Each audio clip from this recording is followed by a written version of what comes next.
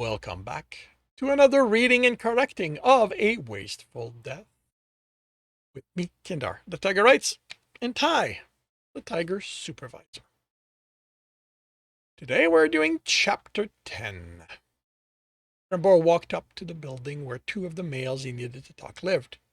It was a multiple lodging building for singles who couldn't afford houses, located at the edge of one of the poor neighborhood in an industrial zone. It was in much better shape than the lion expected, given the area. Windows, the windows he could see were intact. Grass and trees were well maintained. The concrete path leading him to the entrance had been poured recently, and the columns holding up the overhang had been painted no more than 2 days ago, just by the scent. A sign, polished to a shine, proclaimed predation wasn't allowed within the building on threat of prosecution by the administration. But Trembor didn't see anyone in the lobby who could enforce it. The only person was a smallish buffalo mopping the floor. She glanced at him, moved away, but didn't otherwise acknowledge his presence. Trembor took the stairs instead of the elevator. The stairwell was bright, due mostly to a skylight in the ceiling 20 floors above, and lights on each wall. It smelled well used, but cleaned. He opened the door to the second floor, where his first quarry lived, and took a step back in shock at the stark contrast.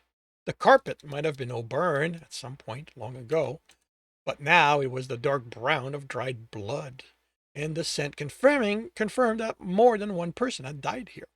So much for this being a no predation zone. Top of that, garbage bags lined the walls. Fortunately, they didn't smell that too old yet. He made his way to his quarry's door, careful to avoid spots on the carpet that looked to be wet. Once there, he wrinkled his nose. The smell in the hall was bad, but the scent that wafted through the door ranked. Catnip smoke. He steeled himself what was coming and knocked. The door opened, and an emaciated black and white cat leveled his partially vacant gaze on him. Ah. Oh. Oh, he slipped through. There's not supposed to be there's not supposed to be domesticated animals in this world, and I'm just realizing that yeah, black and white cat has to be domesticated. Oh well, not fixing that. Vacant gaze on him. What you want? Trembor almost took a step back at the smell of catnip as the smell of catnip engulfed him. Showed his ID and kept his dislike for the addict out of his voice.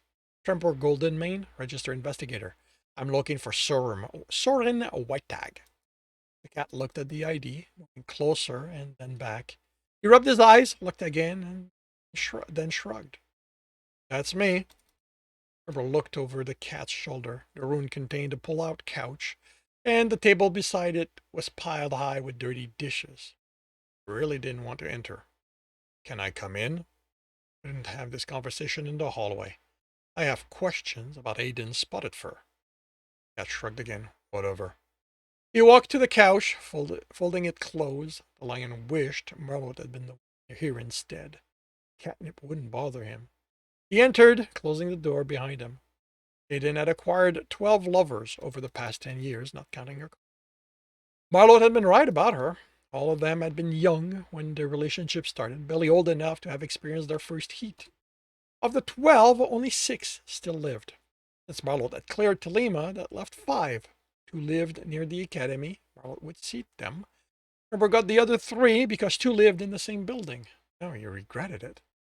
He did his best to keep his breathing shallow. When was the last time you saw Aiden? Decided to stick to the basic question and get out of here as quickly as possible. The day that furless queen ruined my life? Spat, throwing torn and stained cushioned on the couch before letting himself fall on them. So you two didn't part on the best of terms? Sorry, Glenn. What do you think? Look around. You really think this was what I wanted out of life? I had an athletic career in front of me. I would have put the academy on the map. We were quiet, then snarled sadly. Then she showed up. She made me also promises, introduced me to Nip. Chuckled and laughed for a good long while before he managed to stop. Sure showed me some good time, but Then she dumped me like I was last week's trash. When I tried to get some answer out of her, she had her new mail beat me up. Didn't try anything more. Couldn't. I was still a student. Of course, that didn't last long. Backer stopped paying my courses when my grade dropped. She kept saying I didn't have to worry about that. She'd take care of me. Her expression grew forlorn. Trevor nodded to himself. Athletics weren't part of the basic curriculum. Even if what Soren implied were true, he'd have to pay to continue. You hear she died? The cat looked up at him, his eyes taking a moment to focus on the present. Yeah, I heard. Good riddance is all I gotta say. Wish I'd been the one. Wish I'd been able to afford doing it to her. I'd have loved to have seen the look in her eyes when I ripped her throat out. He mimed the act. Trevor shut off his pad, feeling a catnip-induced headache coming on. Thank you for your time. I don't think I'll need anything else. You and everyone else. The cat slumped forward and looked at the floor. Someone put me out of my misery. Never going to happen. Trevor thought as he laughed, hurrying to the stairwell where the air was clean. He didn't understand those who smoked nipped. It smelled bad, and the smoke clung to their body, making it impossible to sneak up on prey. On top of that, according to an article he read, it numbed the senses, making hunting even more difficult. Its one redeeming quality, if that was even the word for it, was that it made the smoker's meat taste horrible. He knew that one from experience. He'd hunted a smoker in his youth and got sick after only a few bites. Stuck that male long enough to know he was a light smoker and hadn't been able to eat any more. So he could only imagine what someone like Soren tasted like. No wonder so many addicts lined the alleys. No one wanted to touch them, even though their rating were non-existent. It took a few minutes for the pounding in his head to subside. Then he took a few more to prepare himself for what his next interview was going to be. The whole climb to the top floor found himself wonder. The whole climb to the top floor, he found himself wondering what the lizard he was seeking was going to be addicted to. He wasn't familiar with reptilian physiology, but he could only hope that whatever it was wouldn't be smoke, or at least he wouldn't get a headache from it. He opened the door and was shocked to see the pale auburn carpet was clean. There was no garbage, and the air smelled fresh as it had in the stairwell. Maybe talking with a wizard wouldn't be as bad as he feared. The iguana's name was Kristen Hardtalon. He was the oldest of Aiden's surviving lover, and he didn't seem to be home, Trembor concluded after knocking a few times. The sound of wood sliding against wood made him look over his shoulder. A pair of large bovine eyes looked back at him through the door's viewer. He showed his ID. Registered Investigator Goldenmane. I don't care. The female behind the door replied, I'm not opening the door to a predator. Her smiled and took a step closer. Her eyes grew wide. Is that all right, ma'am? You don't have to. Do you know Christian Hardtalon? I've seen him. He's safe to be around. Know when he's going to be back. He's usually at the gym all day. He won't be back anytime soon. Do you know where it is? It's on Harrow Road in the financial district. It's called Tension. She slammed the viewer shut. Thank you, he told the door. Financial district was on the other side of the city. From where he was, it would be at least an hour's drive. The academy wasn't too far from it. Check the address of the males Marlot would question. Called Marlot. Hi, it's me. Yeah, hey. One of the male I need to talk to spends his day in a gym in the financial district. Okay, I'm in the area. Do you want me to question him? Actually, I was thinking we could meet there once I'm done and question him together. How does that sound? Sure. Just send me the information and I'll wait for you. Okay, see you there.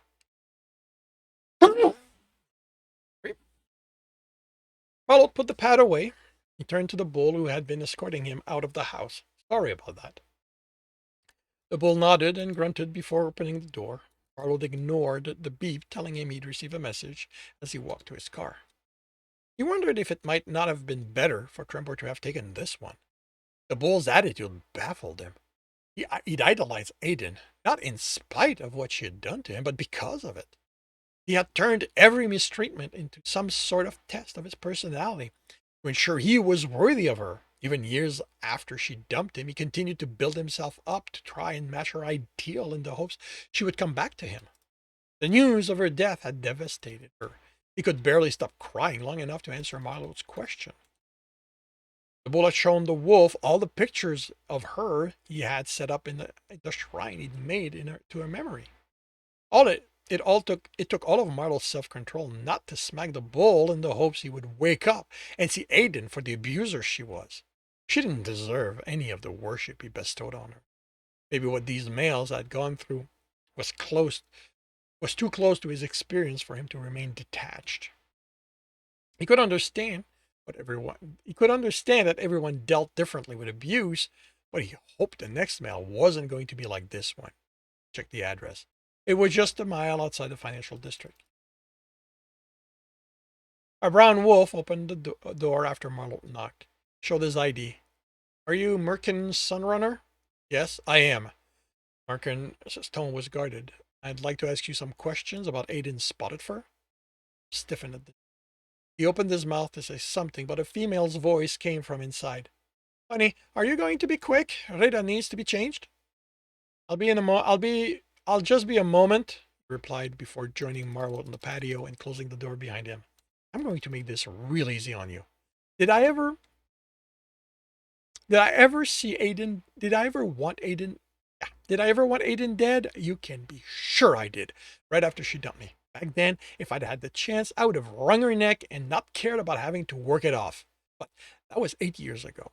Built myself a life since then in spite of what she did to me. I have a family, and frankly, I couldn't care less what happened to her. Paulo studied him for a moment, taking in his scent, annoyed and a little angry. You seem pretty sure of why I'm here. Merkin rolled his eyes. I'm not stupid. Registered investigators only get involved when deaths aren't claimed. There's no way I could afford to pay that. And so you're trying to find out if I had anything to do with her death. Why else would you be here? He stared at Marlot. Well, I don't. I have better things to occupy my time than an exploiting female. If there's going to be anything else. Marlot suppressed a smile of satisfaction. This was a reaction he understood perfectly. No, that'll be all for now. Thank you for taking the time to talk to me. The wolf went back inside and Marlot returned to his car. Marlot didn't bother looking for a place to park within the district. Even if he found one, he wouldn't be able to afford it. Instead, he parked at the edge and walked the rest of the way. He felt eyes follow him as he talked, but he wasn't worried. His build alone would deter most. Those who weren't turned away by his physique would be given pause by the confidence in his step and the clean cut of his suit. Those were the mark of someone who was productive and therefore expensive. That didn't mean he was safe. He had been surprised to learn, the hard way, that some people in the city were so desperate for food they might attack anyone, even another predator, and not care about the consequences. Back in his hometown, everyone had food. Even if someone fell on a hard time, they always got the minimum to see them through. Others would chip in, so they ate well until they got back on their feet. He bought a pack of dried meat from a corner store and leaned against the building opposite the gym. It was real meat. He didn't care how palatable the synthetic stuff was supposed to be, or that it cost so much less right now. He wouldn't lower himself to eating that. Predator and Predator ate meat. It was that simple. He didn't have the bag when he saw the lion drive by for the first time, searching for a parking spot. Marlot waved at him. He also waved the second and third time he drove by. He didn't on the fourth because Trembor glared at him as he was about to raise his hand. After that, the lion disappeared for half an hour. When he reappeared, he was walking out of an alley, tail lashing in frustration. We should get special parking permit when we're working, Trembor growled. Marlot chuckled and offered him the rest of his meat. I think the city already has enough problem with the enforcers using them to park anywhere they want. You'll probably see giving us some just as adding to the problem. Probably. Trembor worked out his frustration by ripping the meat to pieces. How'd it go? Trembor shrugged. Soaring's a nip addict who couldn't get out of his place if it was on fire. The other has a normal life working in a factory, although he really let himself go. You? One worships the ground she walked on. Marlot saw Trembor's look of disbelief. I know. I don't get it either. The other's still angry at her, but he's proving to himself and her that he can have a normal life in spite of what she did to him. Trembor crumbled the empty bag and dropped it in a trash can. Go talk to Christian. Marlot pointed to the no predation sign by the door. There's a gym. Even if all they have are muscle building machine, I don't think they'd have any trouble enforcing it. As with the lodging building, it was the owner's responsibility to enforce it, either through force or legal action. The former tended to be more successful than the latter. Only the Academy Ground, hospital, and the main government building were no predation zone backed by the law. The gym was one large room filled with various strength building machines commonly used by non-predators. Marlot saw only a handful of predators among them, among the large number of prey species. They didn't look like they were looking for a meal, but actually using the machine. He shrugged. To each their own. The air was thick with the scent. So many of them he couldn't tell species apart. All he could tell for certain was that they were exerting themselves. Trembor asked the receptionist, a solidly built female rabbit, for Christian, and she pointed to a large iguana helping a small squirrel holding weights. Christian Artalon? Trembor asked, showing his ID. The iguana looked at them, then the ID. He patted the squirrel's shoulder. Remember what I said. Lift up, don't swing. Do 12 rep, then rest for a minute and do another set. If I'm not back by then, move to the leg extension. He turned to Marlot and Trembor. What can I do for you? We'd like to ask you about Aiden's spotted fur, Trembor said. Marlot only showed the iguana his ID. Christian's eyes ridge went up. I thought our eyes worked alone. We get that a lot. Marlot's tone was flat. One of these days, people would stop being so surprised. Maybe the day the RIs stop being so territorial. Iguana shrugged and led them to the juice bar. I don't know what I can tell you. It has been more than 10 years since I saw her. Moved behind the counter. What was your relationship with her? Marlot asked. She chuckled. I was her toy, a boy toy. Not that I knew that at the time. I was sure I was the love of her life. He took a bottle out of the fridge. Can I offer you anything? I'm afraid I don't have any blood, though. I have a strict policy against carrying anything that might indicate predation. Whatever you have is fine, Marlot said, and took the bottle Lewina handed him. It was vegetable juice, by the taste of it. Trembor declined the offer. How did you react when she dumped you for someone else? It stung. Iguana leaned on the counter. I sulked for a while, but then I realized that what she'd done was for the best. She's the reason I got into strength building. I was nowhere near this muscular but when I first met her. She made it clear she liked lots of muscles on her males, so I worked hard to become what she wanted. A long swallow. Having to deal with the breakup toughened me up, made me shrewd, so I was able to jump on the business opportunity that led me here. To the gym. Were you affected by her death? Sure, but I'm not the boy who fell in love with her anymore. She showed me what life is about, and because of that, I'm sorry she's dead, but look around. I have plenty of females around me. I don't miss Aiden at all. Thank you for your time, Trembor said. What do you think? Trembor asked Marlot. I think we spent the afternoon learning a whole lot about a bunch of strangers, but nothing that puts us closer to her killer, replied. Tomorrow I'll send their name to the enforcers. Maybe they can place one of them at our house. If they can, it will help close the case, but that's tomorrow. How about we head to my place? I have food and a comfortable bed. Paolo quickly looked around to see if anyone was listening to them. Then he shook his head. Can't. I have to go to the store and pick up my meat. Then I'm meeting with the guys. All right. Are you sure I can convince you to come to my place instead? I'm so much better company. Yes, you are. But Eric bought a new slasher system, and he promised he'd wait for tonight before setting it up so we could experience the first boot up with him. Herbert looked at him blankly. It's Enteron's new system? The upgrade from the Claws? The Claws one that came out 2 years ago? Herbert took out his pad and ran a search. Marlot looked at the screen. What are you looking for? He asked when he realized the lion wasn't looking for information on the computer. I am looking for an addiction treatment center. Why? Trembor looked sideways at the wolf. Because you have a problem. Marlot rolled his eyes. I do not have a problem. You're picking a computer over an evening with me. That's a clear sign there's something wrong. Put the pad away. Not picking anything. I'm going to be hanging out with friends who happen to speak the same language as me. You're welcome to come with me. Oh no, you are not going to rope me into that. For all I know, I'm going to catch whatever you have, and next thing you know, I'll be saying things like, but the XYZ computer is so much better than the ABC one. I can't understand how come no one realized that. Oh, and remember to back up your pad.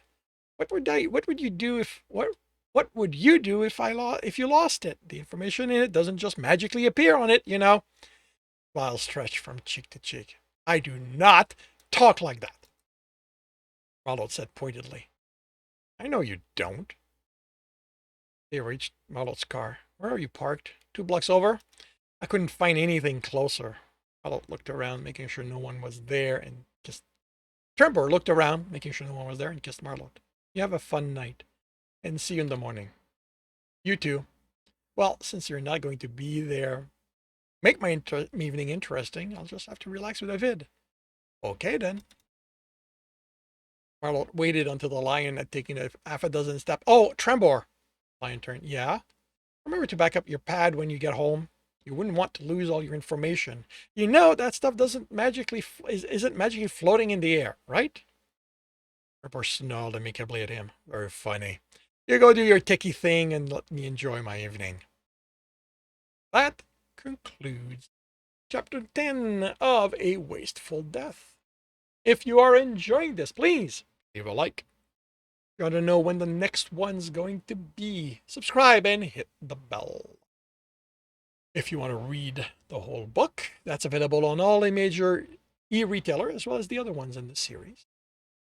If you want to support me, that's on Patreon, where you can also get access to just about everything I've written. And if you want to listen to me do these live, it's every Tuesday morning, 8 a.m. Eastern Time, Twitch. The links are in the notes. And with that, I wish you a good day.